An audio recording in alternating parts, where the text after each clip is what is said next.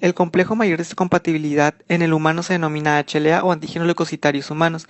Tiene gran importancia en el control genético de la respuesta inmunitaria. El polimorfismo genético exhibido por este diferencia entre individuos, grupos étnicos y regiones geográficas.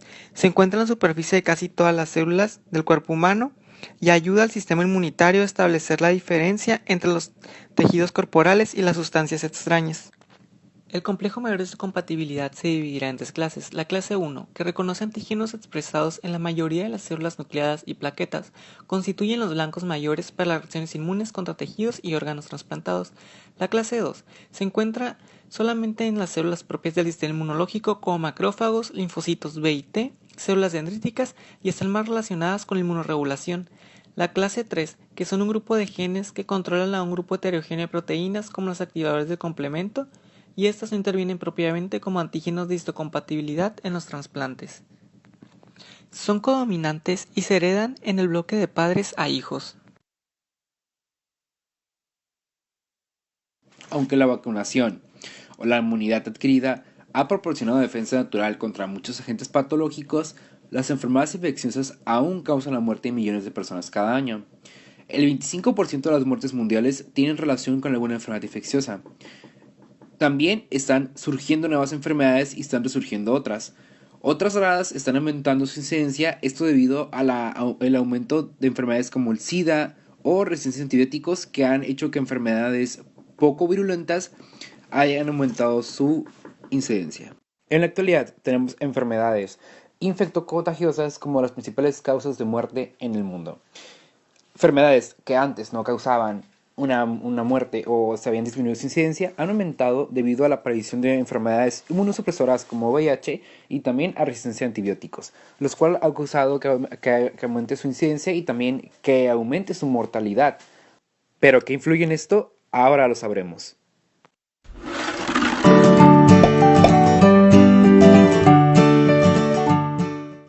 La enfermedad de malaria en los seres humanos puede ser ocasionada por cualquiera de las 4 especies de Plasmodium: Malariae, Ovale, Vivax y Falciparum, siendo la última la más grave y la que origina mayor número de muertes. La infección se produce cuando la hembra del género Anopheles inocula los prozoitos del parásito localizados en sus glándulas salivales en el torrente sanguíneo del humano.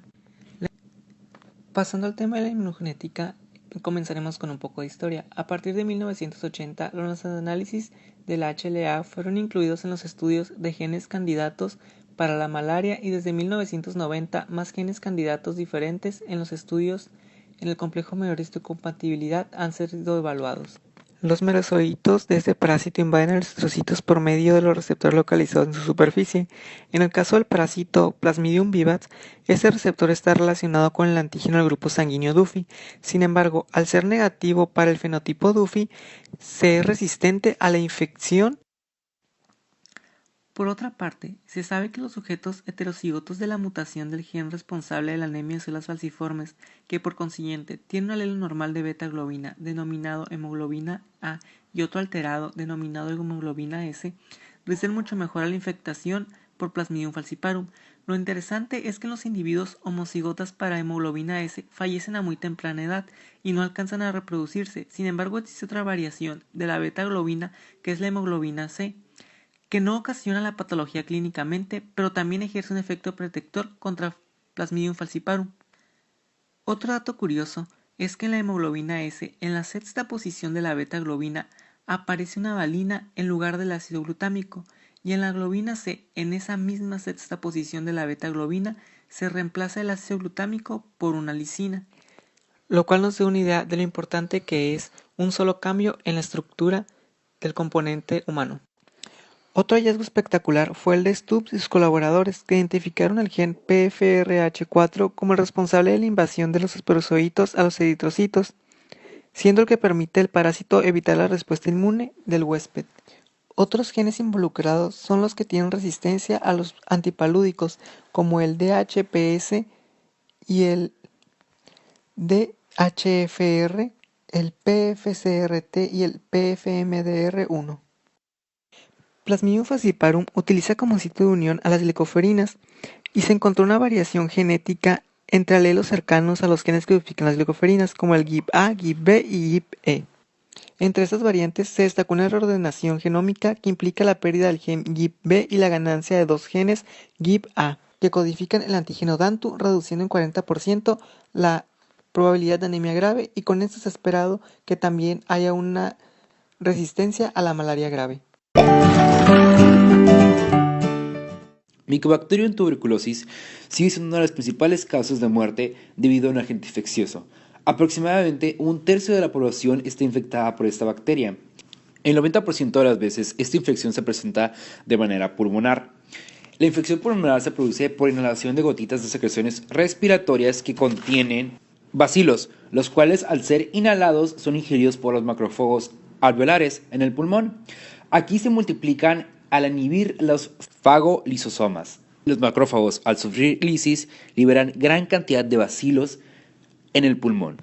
Las células del sistema inmune encargadas de combatir esta infección son las células TCD4, que se encargan de liberar citocinas que son esenciales para matar los bacilos o inhibir su crecimiento. Esto al activar la actividad microbicida de los macrófagos, los cuales contienen al bacilo en un granuloma, el cual se encarga de inhibir su crecimiento. Las citocinas que juegan un papel fundamental contra la tuberculosis son la interleucina 12 y el interferón gamma, los cuales son encargados de potencializar y activar la actividad microbicida del macrófago contra la Mycobacterium tuberculosis. Tenemos el síndrome de susceptibilidad mendeliana a las infecciones micobacterianas. Es un síndrome, una inmunodeficiencia primaria, la cual hay un fallo en el eje interleucina 12 e interferón gamma, los cuales son esenciales para la actividad microbicida contra las micobacterias. En esta inmunodeficiencia los pacientes presentan una alta frecuencia de infecciones para la cepa BCG de M. bovis, o sea, presentan reacciones adversas a la vacuna BCG. También presentan infecciones por micobacterias atípicas o mentales. También son más vulnerables a infecciones por Salmonella y Mycobacterium tuberculosis. Podemos encontrar 6 genes afectados en este síndrome, los cuales 5 son autosomales y 1 es ligado al X. Los autosomales se dividen en mutaciones que alteran la respuesta celular al interferón gamma y mutaciones que alteran la producción de interferón gamma. Esta mutación se caracteriza por la heterogeneidad en la ocurrencia y severidad de las infecciones. Generalmente tiene un pronóstico bueno y se puede beneficiar por un tratamiento farmacológico y combinado con interferón gamma recombinante. Esta mutación se caracteriza por la heterogeneidad en la ocurrencia y severidad de las infecciones. Generalmente tiene un pronóstico bueno y se puede beneficiar por un tratamiento farmacológico y combinado con interferón gamma recombinante. Esta mutación es debido a un cambio de una base. No se lleva a cabo el procesamiento y maduración del RNA, por lo tanto, la proteína no se expresa ni se traduce. Esos pacientes padecen enfermedad por la cepa BCG. También tienen alta incidencia de infecciones por Salmonella. El pronóstico de esos pacientes también es bueno. En estos pacientes, los síntomas empiezan antes de los 12 años. Los que presentan esta mutación, sus células no responden al estímulo de interferón gamma. Esto depende si es defecto total o parcial. Si es un defecto total, totalmente no responden en absoluto. Si tiene un defecto parcial, solamente responden a altas dosis de tratamiento con interferón gamma o con tratamiento farmacológico. Estos pacientes presentan infecciones desde niños por BCG, por micobacterias ambientales y Salmonella. Cuando la ausencia total es muy severa, se recomienda hacer un trasplante de médula ósea. Lamentablemente tiene un porcentaje de 25% de éxito. Si es muy severo y el trasplante no funciona, los pacientes tienen una probabilidad de vida de 10 años. La mutación también puede ser total y parcial. Se presenta más en familias que tienen consanguinidad y cuando los pacientes tienen una mutación parcial, se puede dar tratamiento de altas dosis farmacológico con interferón gamma recombinante. Hay una mutación en una vía que activa los macrófagos para eliminar bacterias intracelulares.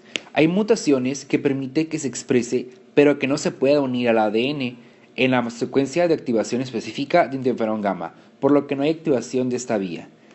Generalmente estos pacientes presentan infección post-vacuna BCG, pero con tratamiento antibiótico a altas dosis pueden resistir y pueden curar. Esta mutación es la única que está ligada al X. Los fetos varones no son viables, es decir, no son compatibles con la vida, y en las mujeres es potencialmente mortal. Esta mutación produce una señalización deficiente en la activación de la vía CD40-CD40L. La respuesta al tratamiento farmacológico o combinado con interferón gamma a esos pacientes puede ser variable la respuesta. Puede ser que tenga éxito, puede ser que no ayude nada.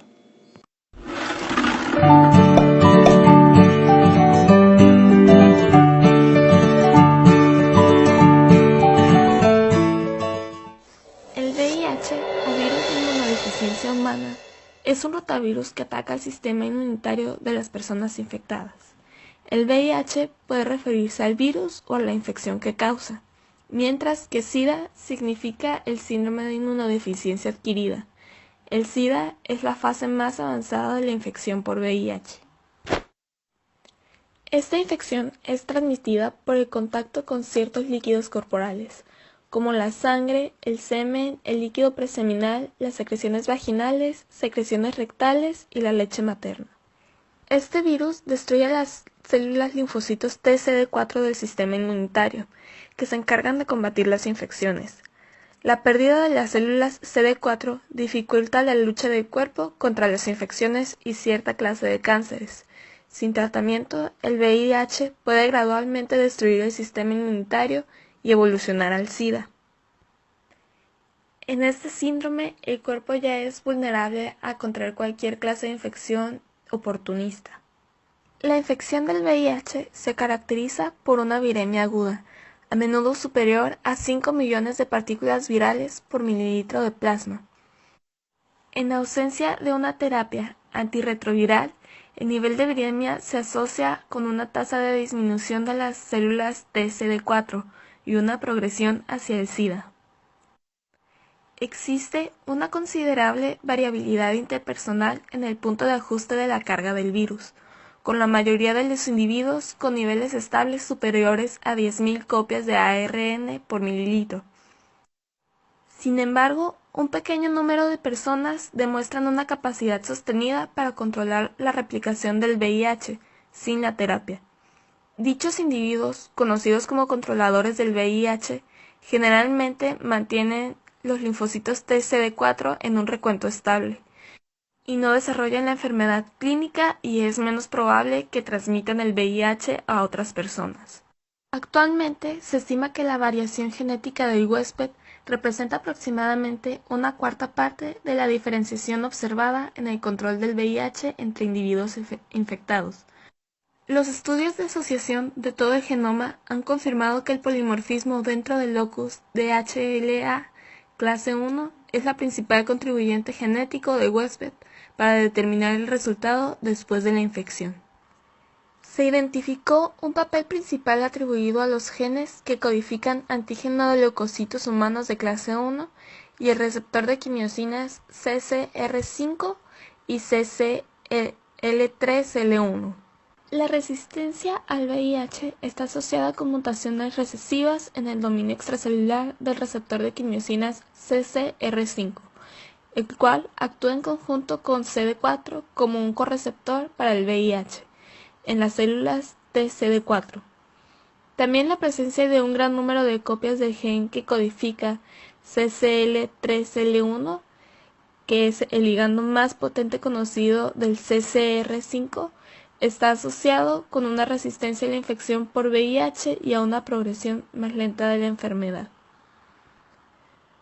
Los polimorfismos en los genes que codifican RANTES, CCL3L1 y CCR5 demostraron que la historia evolutiva de las poblaciones humanas han tenido un impacto significativo en la distribución de la variación de estos genes, y estos pueden ser responsables en parte de la naturaleza heterogénea de la epidemiología del VIH.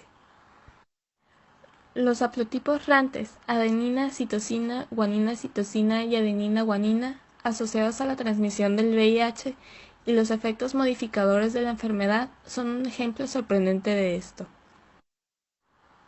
La homocigosidad del haplotipo de citosina-adenina se asoció a un mayor riesgo de adquirir VIH, así como una progresión acelerada de la enfermedad en los estadounidenses de origen europeo, pero no en los africanos.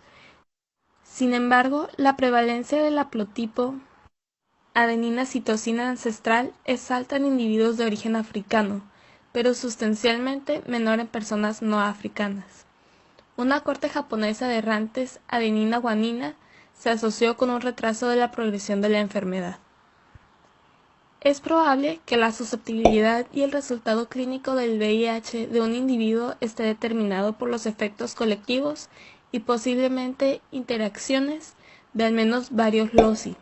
Sin embargo, los efectos de los pares de haplotipos de varios locis diferentes pueden converger en producir un fenotipo similar.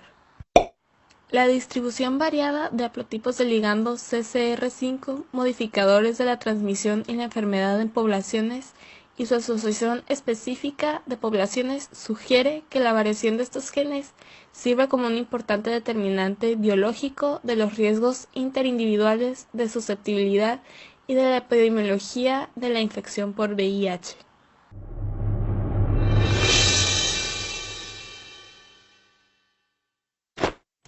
La enfermedad de Chagas es causada por el protista Trypanosoma cruzi, que ha existido desde los tiempos del Imperio Inca y contribuye significativamente en la morbilidad cardiovascular y mortalidad en diversos países en el continente americano. Esta enfermedad afecta a 6 a 7 millones de personas en Latinoamérica, y de estos pacientes, el 30% que son diagnosticados con una fase crónica de la enfermedad desarrollan una cardiomiopatía inflamatoria, la complicación más grave de la enfermedad. Las moléculas altamente polimórficas del complejo mayor de histocompatibilidad clase 1 y clase 2 determinan la eficiencia de presentación de los epítopes de Trypanosoma cruzi a los linfocitos TCD8 y CD4 respectivamente. En un artículo publicado en la Revista de Investigación Internacional de Biomedicina en 2013, se encontraron diferentes alelos del complejo mayor de histocompatibilidad y sus haplotipos, que se reportaron asociados a la enfermedad de Chagas. En la población mexicana, la susceptibilidad de infección por Trypanosoma cruzi se asocia con los marcadores HLA-DR-A4 y HLA-B39, mientras que HLA-DR16 es un marcador de susceptibilidad para desarrollar la cardiomiopatía. Y existe otro marcador, HLA-A68, que se asocia a la protección del desarrollo de cardiomiopatía en enfermedad de Chagas de fase crónica. Las diferencias encontradas en los diferentes estudios consultados de que existe variación entre los alelos del complejo mayor de histocompatibilidad y sus haplotipos en enfermedad de Chagas se debe a factores como la variabilidad geográfica o las técnicas utilizadas por los autores. Sin embargo, los factores genéticos relacionados con el complejo mayor de histocompatibilidad reflejan un rol importante en la susceptibilidad o protección de la enfermedad y sus formas clínicas. Existen muchos estudios e investigaciones que han tratado de identificar las variaciones genéticas que están relacionadas con la inmunopatogenia de la enfermedad de Chagas. Sin embargo, las variantes genéticas causales subyacentes a la susceptibilidad de la enfermedad aún permanecen desconocidas, debido a la complejidad del parásito y el huésped. La identificación de genes específicos que influyen en la infección por Trypanosoma cruzi y la susceptibilidad a desarrollar la enfermedad de Chagas no solo nos ayudan a entender mejor la patogenia de la enfermedad, sino también al control y desarrollo de nuevas estrategias terapéuticas para enfermedades infecciosas.